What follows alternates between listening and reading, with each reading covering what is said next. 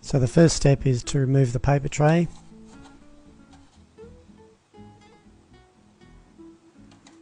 And then we can get access to the battery.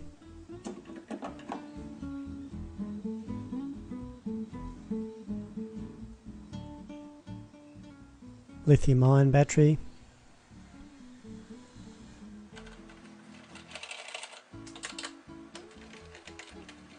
A few screws to remove on the bottom.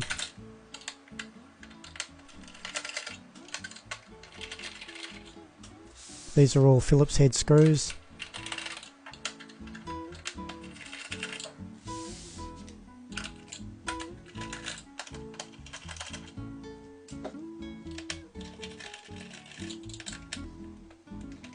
Now we ease the case apart. There's two cables that join the two pieces together. So just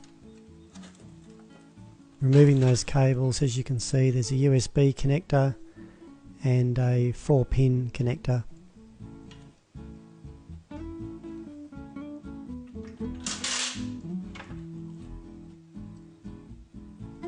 So this is the lower case assembly, which has the print head, and here's the block diagram from the manual showing the main items. Here we are just pointing to the print head, pressure bar, the mark sensor and connector, and the control board.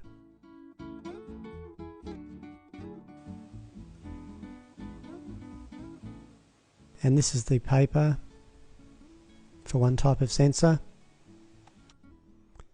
And here's the slot sensor and its connector, and this is with the other type of paper which has the slot in it. So one sensor for each type of paper.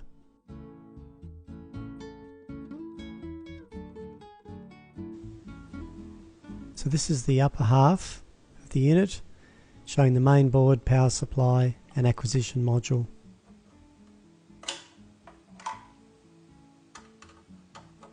So this is removing the acquisition module, just two screws, one connector, and it slides out. So this is your ECG input effectively.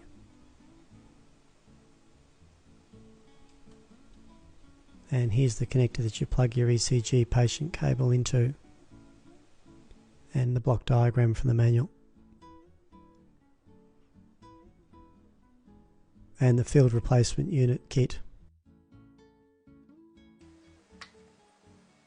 Now we're just removing the connectors to the power supply and a few cable clips.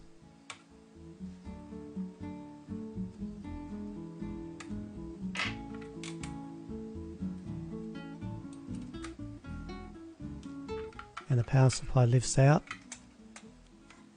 There's a small lug around the earth pin which is glued into the case, so that has to be removed as well.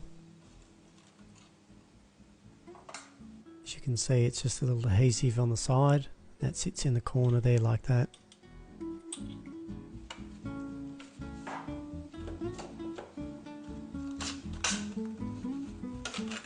This is the power supply unit.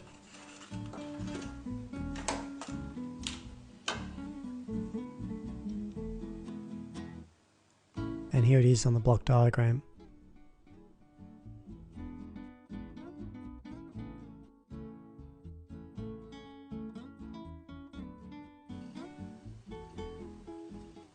Now there's two small plastic lugs to release the bezel on top.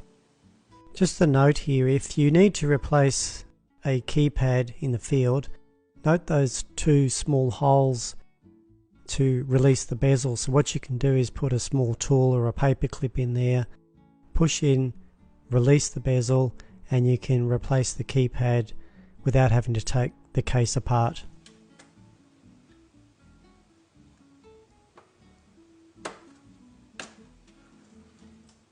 Try and hold the keyboard while you're doing this. So as you can see, it's held in at the front with some clips. And these are the two lugs at the back that you release with a screwdriver to remove it. Here's the part number. Now the keyboard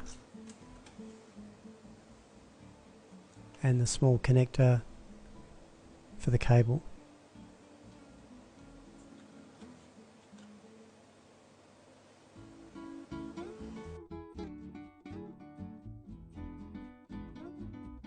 And here's the part numbers for the different keyboards that are available, showing the connector, how it comes through the case, and on the other side. Now we're removing the plastic cover for the connectors at the back.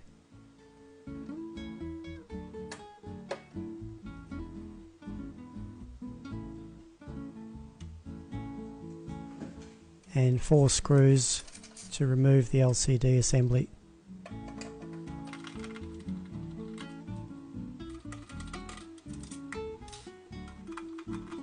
Again, just Phillips head screws.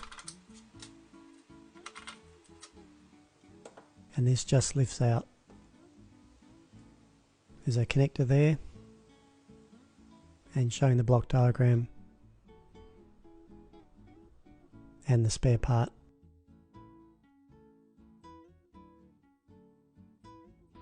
Now the main board, showing the Windows CE core with the box on top, and here's some test points adjacent to it, so you can check some power supply limits. And here's the CPU board from the manual and the corresponding spare part list.